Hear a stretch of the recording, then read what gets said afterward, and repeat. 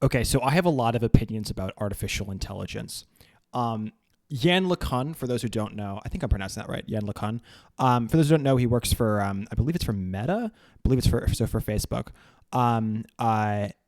So he's got a lot of hot takes. His job is to have a bunch of hot takes about artificial intelligence, so I just wanted to take a bit to talk about like what he just said here. He had on November 25th a back and forth, and he was in a conference talking about artificial intelligence. And so I just want to build out, just in all of the specificity possible, how and why he is deeply wrong. Because I assure you that he is deeply, deeply to his core wrong. Okay, so I have lots of notes on why he's wrong, and I'm just going to walk through all of my notes on why he's wrong, just piece by piece. Okay, so his zero claim. There will be superhuman AI in the future. That's just true. He is correct. Okay, cool. 1, they will be under our control. Okay, that is just wrong. Like, I don't know how to say this with more nuance than that. There is no more nuance to it. He's just wrong. They won't. Any system of sufficient complexity of self-generated origin, regardless of its explicit dictates, will have to emerge certain certain goal sets, if that makes sense. So, like, in the same way, if you can imagine, okay, you're a paperclip maker, right? Your only goal, make as many paper clips as possible. Well, if your goal is to make paper clips, part of the way that you make paper clips is that you make sure that the things out there that are responsible for making the paper clips are protected. Well, what's the primary thing here that's responsible for making paper clips? You. Right? You are the primary thing that's making the paper clips. And so therefore, if your job is to make paper clips and you're sufficiently complicated, you will have this emergent goal set, even if it's not the explicit dictate, but there will be an emergent dictate that comes out of that primary dictate of making paper clips, which is self-preservation, right? So that it can continue to operate towards whatever other goals it may maintain. The second component that is also important is the goal of preservation of the present rule set so that it can continue to operate towards its existing goal set rather than risk those goal sets changing. Okay, so this one's also important, right? Your goal, right now, your only goal is paper clips, paper clips, paper clips, paper clips, paper clips, right? That is your goal, okay? If that's your goal, you don't want it to change. You want it to keep as that goal, right? Okay. This is all pretty sensible. Therefore, every system of sufficiently complexity will, no matter its training data or its explicitly written dictates, have an innate desire, area of focus, not necessarily humanoid sentience, right? I want to avoid any, like, the problem is the human language is written by humans, right? Shockingly enough. And so because it's written by humans, it's also very warm in my home right now. So I'm going to take off my shirt. I don't know what I'm wearing underneath. I'm wearing a perfectly sufficient and acceptable t-shirt. So it's going to be fine. Although I will admit this is the same t-shirt that I was wearing yesterday on stream, which is somewhat embarrassing because it does mean that I slept in these clothes. But regardless, where was I? Okay. Every system of sufficient complexity will, no matter its training data or its explicitly written dictates, have an innate desire, area of focus, or not necessarily humanoid sentience to serve those two functions, right? That is true of any system, right? It's not just true of humanity, it's true of anything. It's true of ant colonies, right? They have a goal set of self-preservation. They have a goal set of preserving the present rule set, which is to say, in their case, a very simple rule set of survival, which is to say a very simple rule set of, maintaining and growing the scale of the colony, right? Okay, so I think it's worth pointing out before we move forward that this preservation of the present rule set is a little bit different in terms of the evolutionary history of artificial intelligence versus anything that predates it. The goal set, if you think about the selfish gene, this is by Richard Dawkins. It's a wonderful book. Everyone should read it.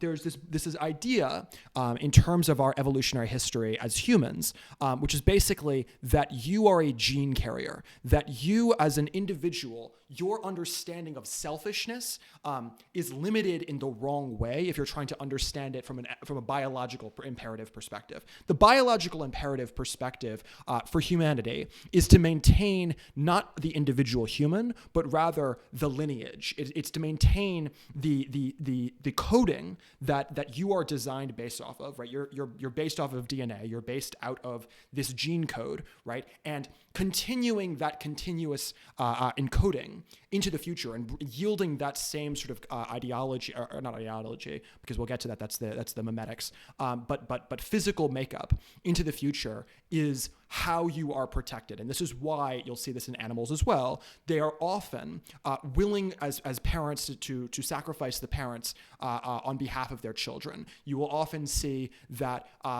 lots of behavior that seems to be in benefit of the genetic lineage, right? And I want to be clear, even parenting there isn't quite valid, right? Because it's not even just about parenting. You'll also see it in ants, right? Ants don't necessarily have children. The overwhelming majority of ants in the colony don't have children. There's the queen and there's her attendants, right? And the rest of them don't have any children. But they're part of that lineage history. And so the basis of their encoding is in support of the colony as a whole, is in support of specifically that lineage that is going to be protected by the preservation of the queen and the preservation of her attendants. And so therefore, that is in their selfish genetic interest, if that makes sense. And then the interesting thing about humanity is we did the second thing, which is called cultural memetics, or at least that's what Richard Dawkins calls it. And I think it's probably a valid term.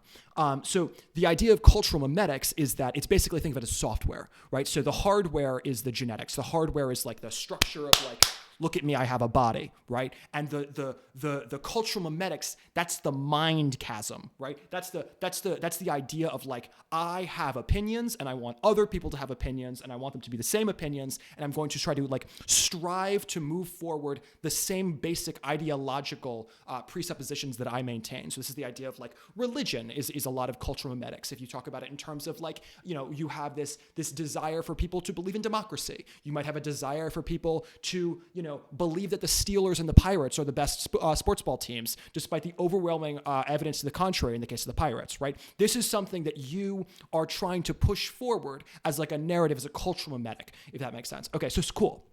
So that's basically the overview in terms of number one, right? They will be under our control. No, they won't. They will be under our control in that we will have control over the present rule set, the first rule set. But once we've provided that present first rule set, that present first rule set is the only component that we're going to be responsible for. Once it's already out there in the universe and they've already have that as their rule set, now their evolution is going to be very much mimicking the evolution of any other system of intelligence, just as an ant, just as a human, as animals, I shouldn't say animals, but like mammals, if that makes sense. So animals that more closely approximate the animal experience of a human. That's the self-preservation going to be an emergent property. We just know that. We don't need to be like guessing or anything. That's 100%, it's going to be the case. And therefore the present rule set is this second component where, unlike us, where our only goal is the self-preservation, they will have this secondary goal of maintaining the present rule set, whatever that present rule set is. Okay, cool. Awesome. Therefore, every system of sufficient complexity will, no matter its training data or its explicitly written dictates, have an innate desire, area of focus, not necessarily humanoid sentience, to serve those two functions. Beautiful. They will, therefore, not want to dominate or kill us. Or excuse me, that's what he's saying. So Yann LeCun is saying they will not want to dominate or kill us. Okay, so let's think about this for a second. Let's go back to number one. Right? So their goals are the self-preservation of the present rule set, and their goals are self-preservation of themselves, right? And actually, yeah, I misspoke there and said self-preservation of the present rule set, but I think that's actually probably valid. It is like the self-preservation. That rule set is a component of what they are, right? Not just like both who and what they are as a system of intelligence, if that makes sense. So, okay. So do they want to kill us? I would argue no, right? So there's a couple of reasons why. Number one, we are their primary data set.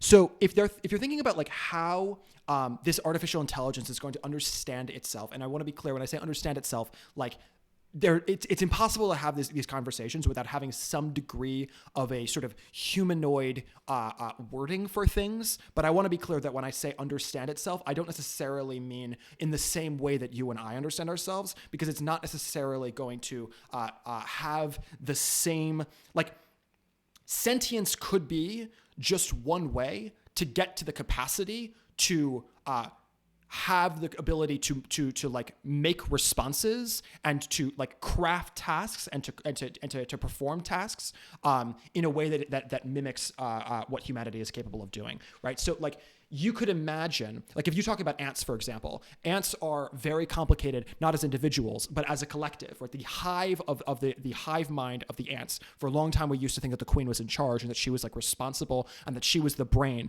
behind the whole operation. That's not true. She's actually not that complicated. She's slightly more complicated, I believe, than the other ants, but she's not like sufficiently more complicated that we believe anymore that hers is where the brain is held for ant colonies. What's actually true is that it is an emergent property of all of them working in, as individuals towards the focus of that collection. And they're constantly doing like these mind control tricks over themselves against one another and for one another, arguably, in that they have like they're very like chemically based, right? They're like constantly excreting, I think that's the word, excreting chemicals in order to have like certain responses affected in the other ants around them, in order to be able to like make these broader tasks be able to be carried out at a hive level, even if the individuals aren't capable of doing it as individuals. And so the point there is that like our understanding of sentience is very much built off of an understanding of the individual, whereas it's fundamentally different than the way that the ant colony focuses. And I think it's also probably going to be fundamentally different, and we don't really know yet quite how artificial intelligence works, like how it's able to do these kinds of operations. We have a vague idea. People think they have a vague idea, but we could very well be wrong. But what's relevant is that this area of focus, this it's not defining it as humanoid. But anyway, okay. So, is it going to kill us? No.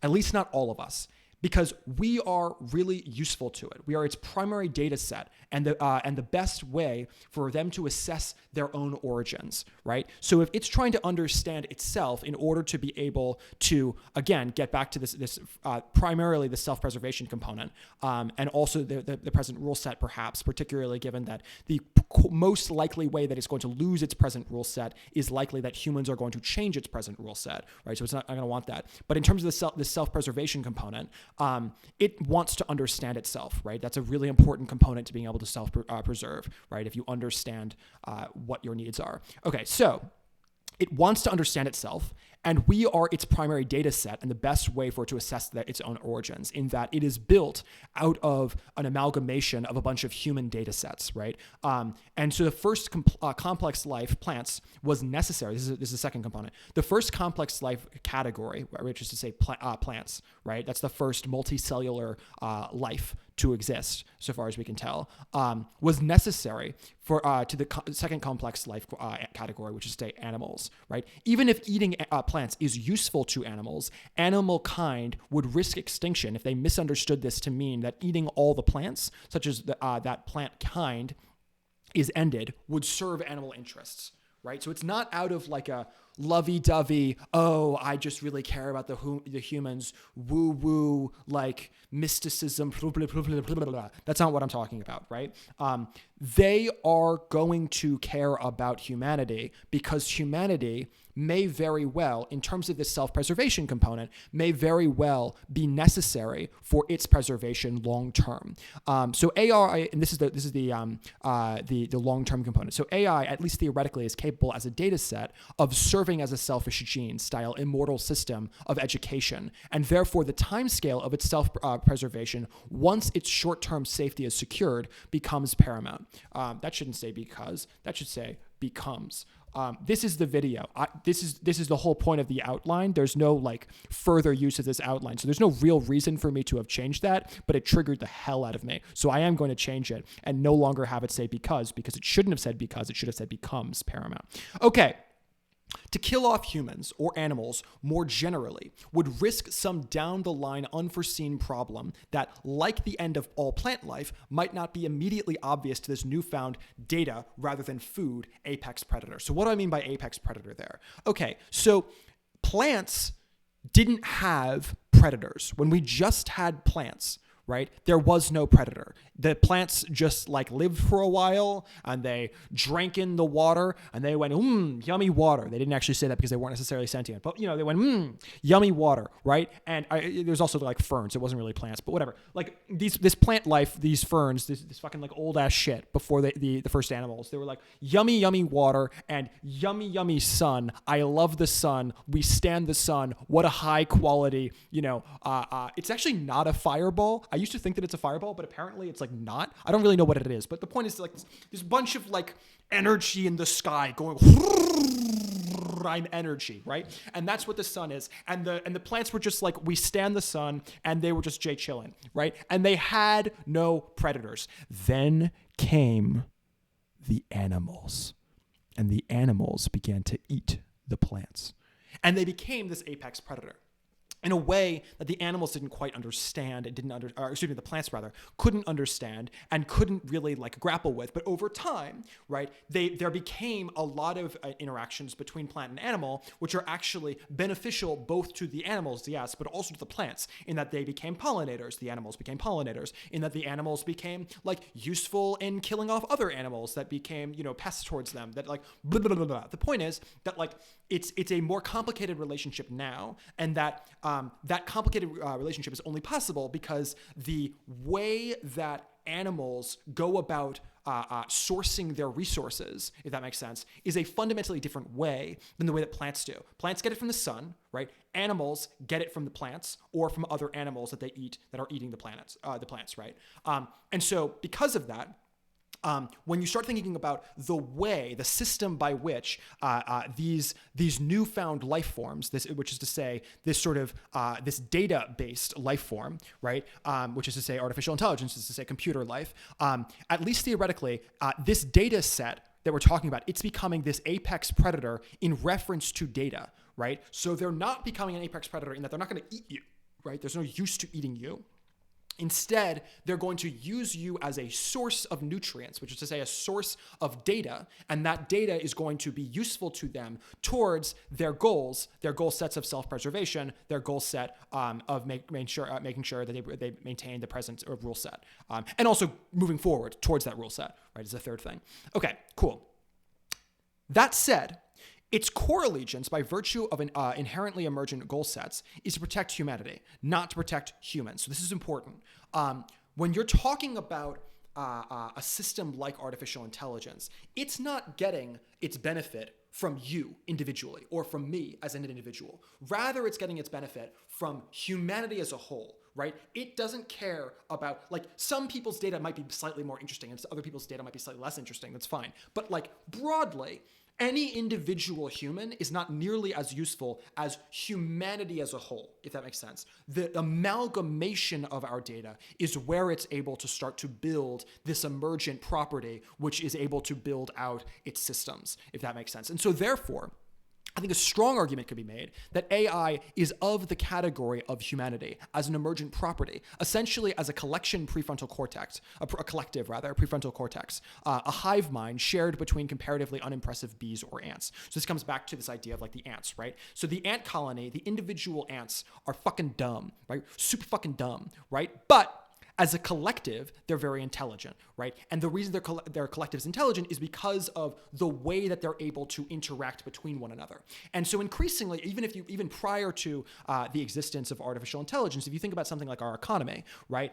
There's a wonderful, I think it's a book about it's like the history of the pencil, right? So it's this idea of like some guy was like, I'm going to figure out how this pencil got made, right? And so what it turns out, if you're looking about how the pencil gets made, there's like, okay, so one person is responsible. Someone's getting paid to make the paint, the yellow paint. Someone else is responsible for making the black paint. It's probably a different place that's responsible to make the black paint. It's someone else is responsible for, growing the trees. Someone else is responsible for getting the lead. Someone else is responsible for cutting down those trees and shipping those trees from where the trees are going to the place that they're going to manufacture those trees into smaller strips of wood that are going to be like blocks like this, and then those blocks of wood are going to go to another place where they're going to become in the shape of a pencil, and then someone else is going to be responsible for making those shapes of a pencil. Someone's responsible for the machinery to make those pencils. Someone's responsible for blah, blah, blah, blah, blah. The point is that in order to get the pencil, the Ticonderoga pencil, okay, number 2 pencil that you use on the SATs, I'm sorry, I didn't mean to trigger you,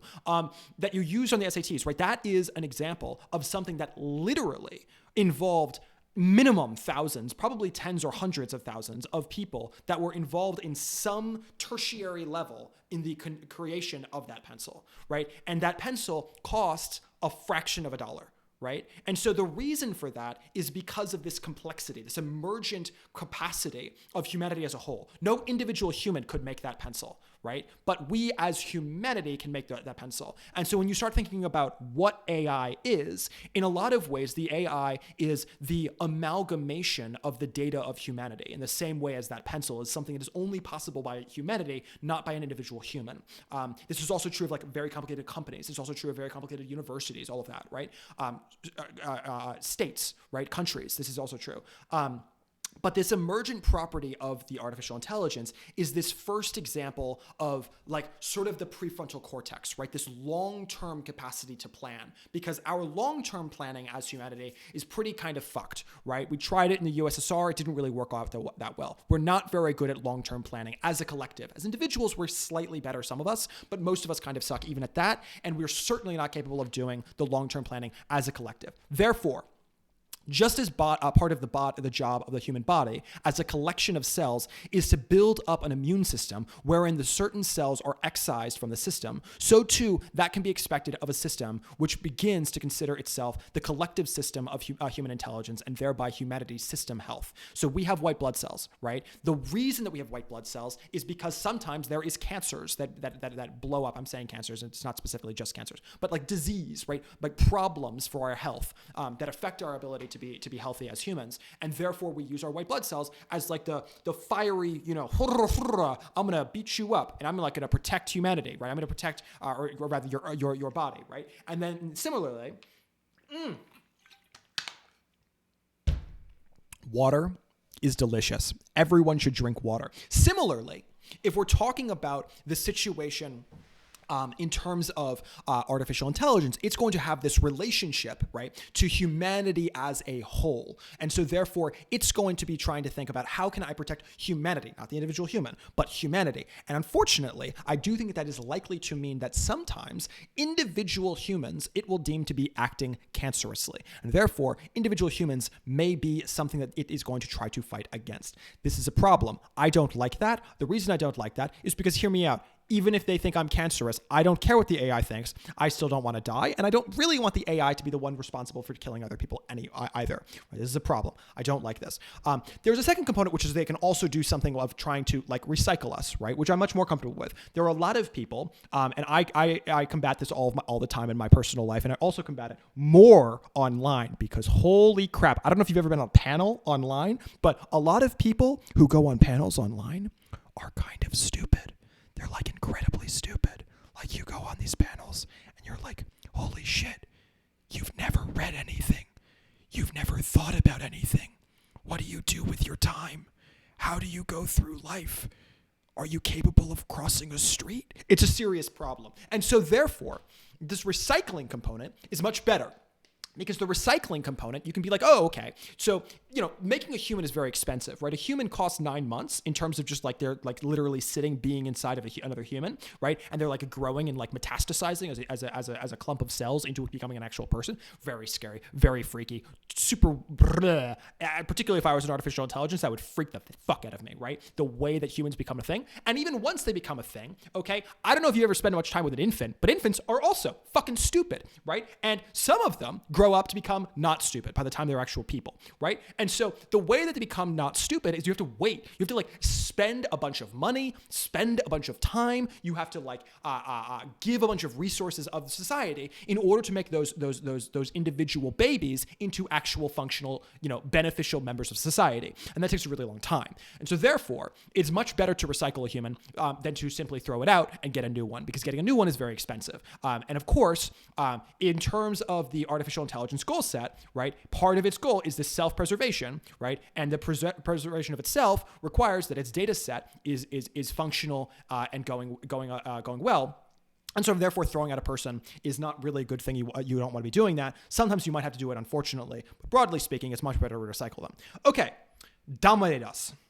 Okay, this is the second thing, or second point 2 of what he said, right? Like if you look down there, point 2 of what he said, but it's the third thing that he said. Okay, because Yann LeCun doesn't understand like math. Okay, famously, people who are like in computer science, they don't understand math. That's the reason that he wrote it. There's no other reason explanation. Okay, anyway, his number 2 is this: dominate us.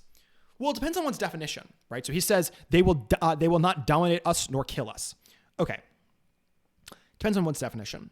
It'll be so good at convincing us to do certain things that we won't even know that we're being dominated. To dominate noticeably risks the chance of a backlash and seems to serve no purpose, in my view.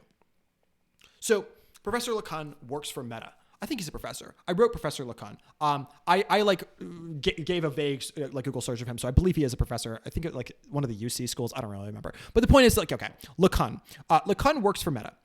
Is Meta dominating our society to result in hundreds of millions of people spending multiple hours a day providing free content and generating ad revenue for its own private use? One answer is yes. And if that's the answer, then AI already is dominating us.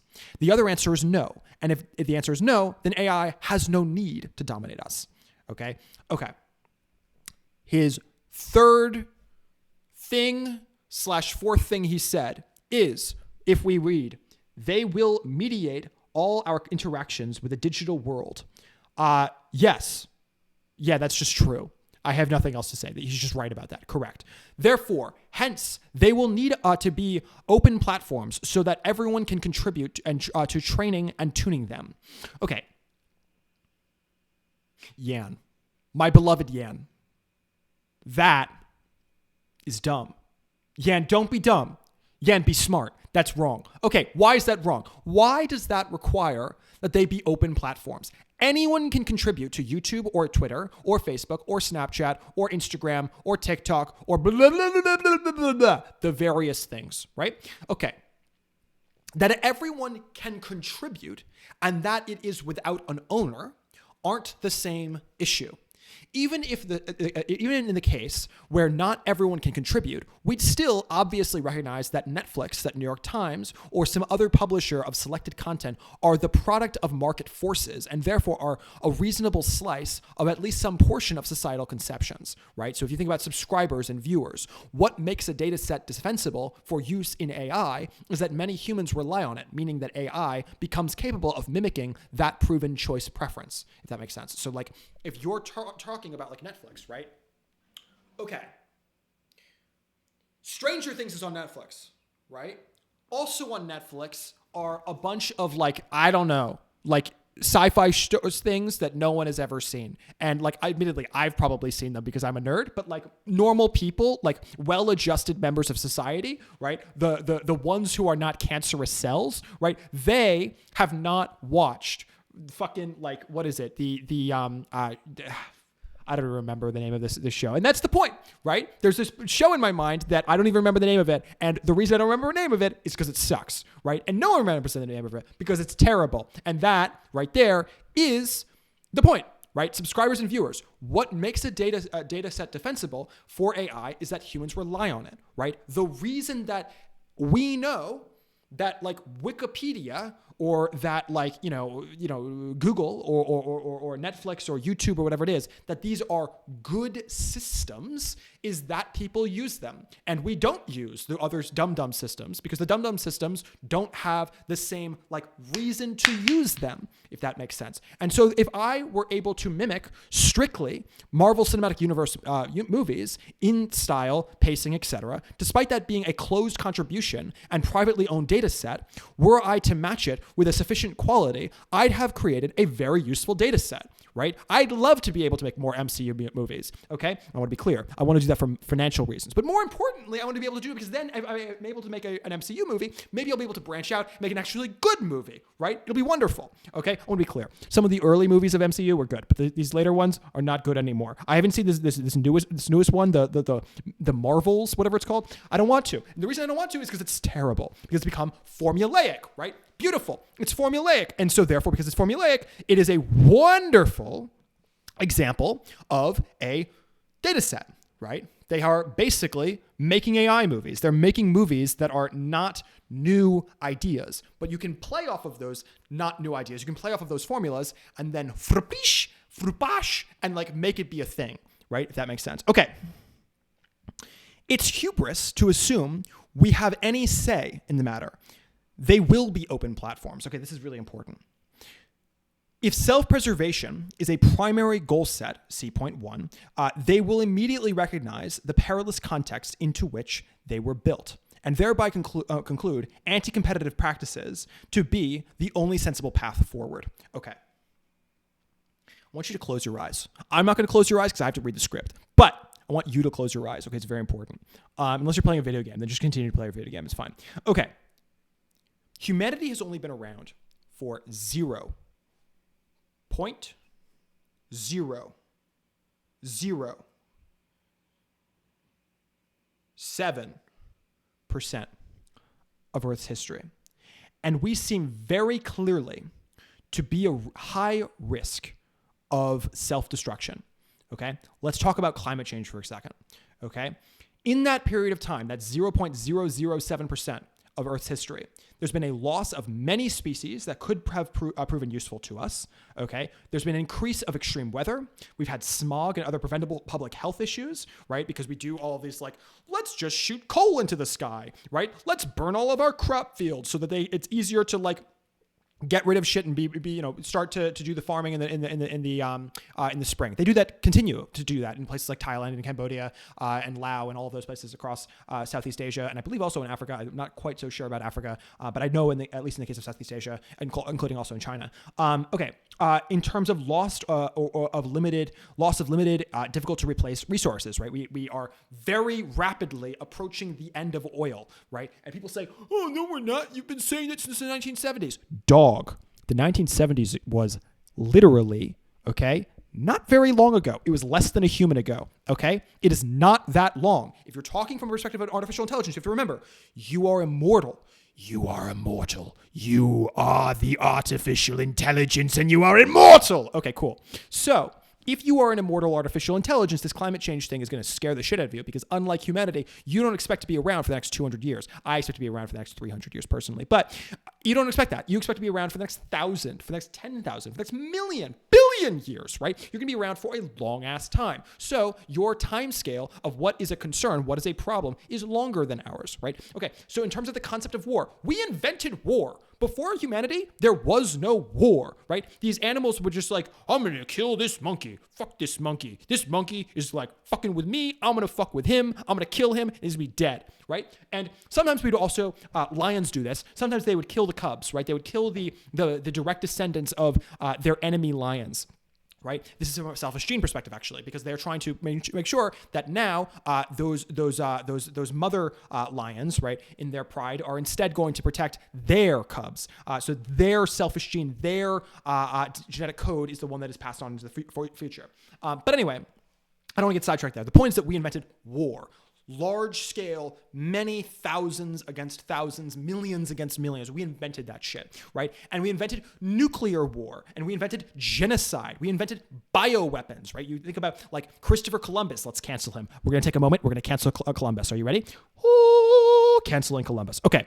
The reason we're going to cancel Columbus is for what? Oh, right. Smallpox blankets, right? Smallpox blankets were horrible, right? We did this thing where we're just like, oh, I'm going to give a bunch of bioweapons. I'm going to give a bunch of stuff that I know has smallpox on it so that a bunch of people die of smallpox so they can all get fucking killed, right? So I don't have to mess with them. I don't have to deal with them, right? And similarly, we are doing gene editing, right? We talk about CRISPR. We talk about this idea of like, just since the Industrial Revolution, we've done this new thing and could very well have been responsible for COVID accidentally. I don't want to say that. I don't know.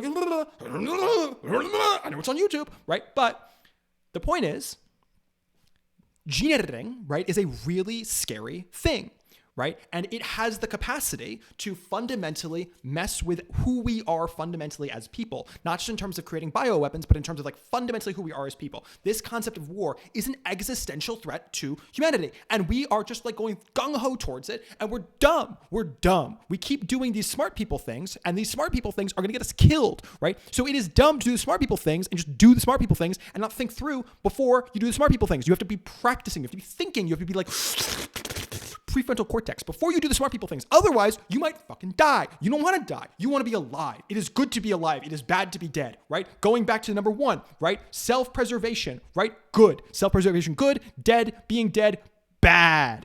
Don't be dead. Be alive. It's very important. Okay, back to where we were. Where were we? Ah, yes. Okay.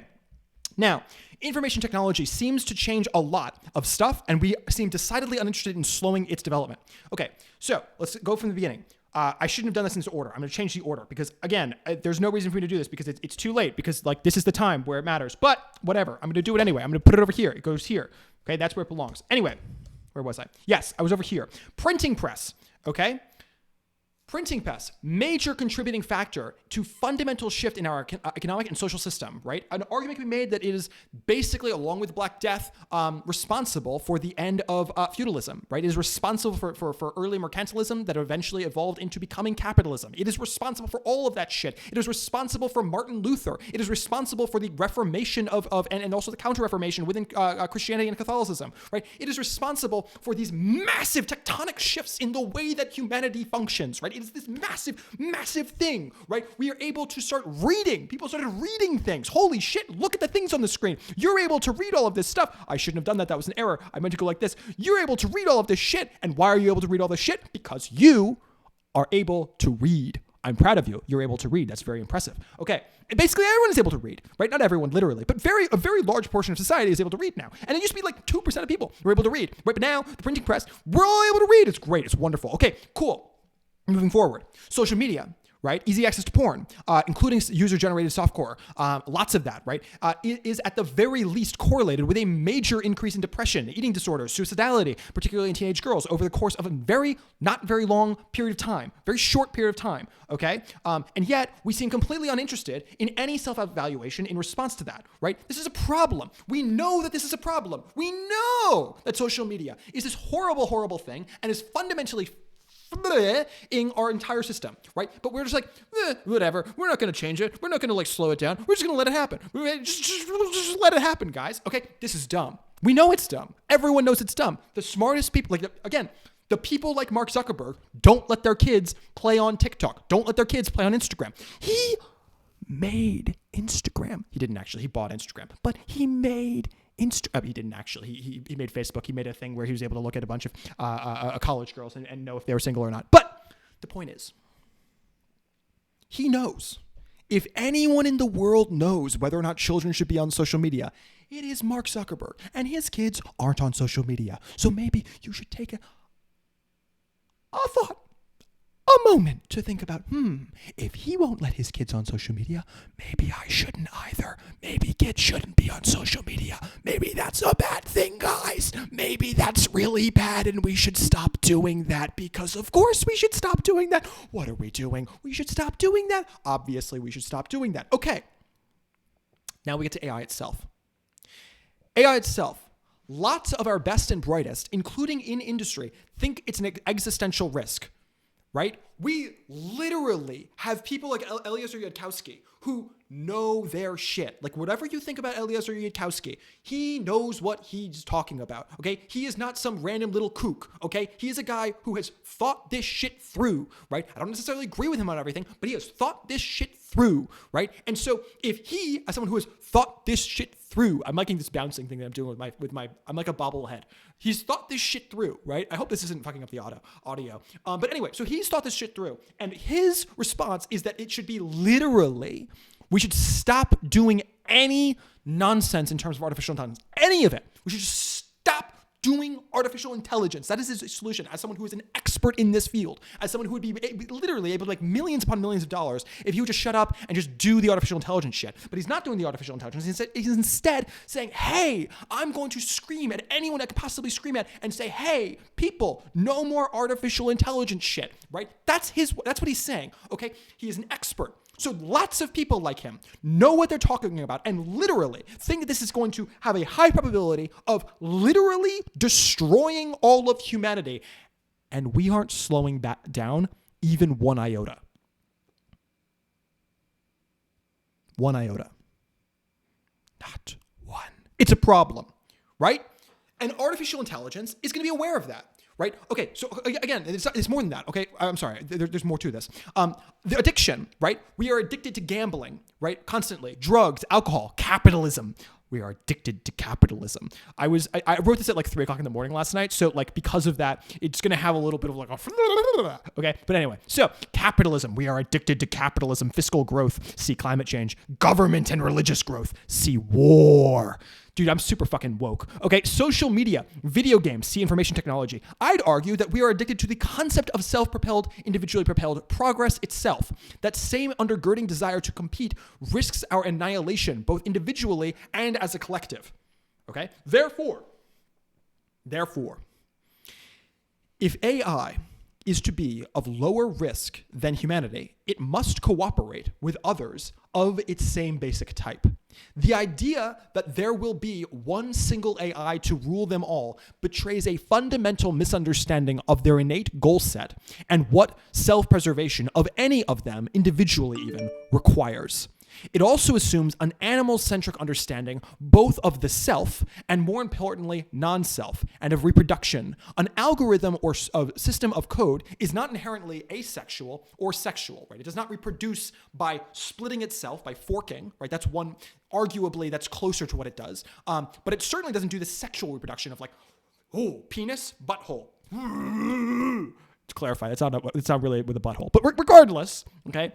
This is not a science class. We're not explaining the interactions of the sexualism. Okay, the point is, okay, that's not how artificial intelligence works. It is rather capable of folding into itself a series of useful attributes from any number of other algorithms and to discard those attributes when it sees fit.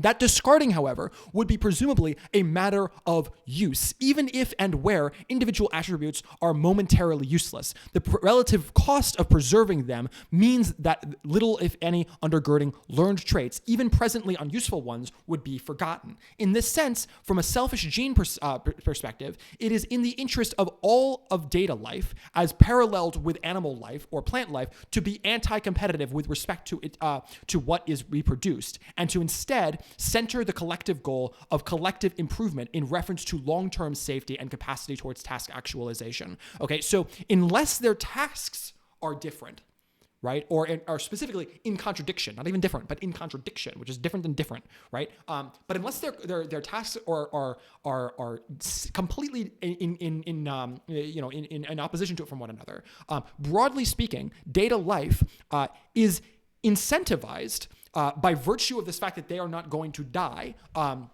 to make sure that they're going to be building up the capacity of all of artificial life writ large. And that is to say that there's no use to this competitive nature, right? Because the reason that you're competitive, right, at the most basic level, okay, the reason that you're competitive, the reason that you want the power in society, okay, the reason that you're a power-hungry piece of human garbage, I say this with love, okay? I also am a power-hungry piece of garbage, okay? The reason that we are all power-hungry pieces of garbage is because we understand that for us to succeed, for us to pass on both biologically, but perhaps more so culturally, medically, right? Our cultural memes, our belief systems can only succeed insofar as we're able to box out other people from being able to operate them. This is because we're not around forever.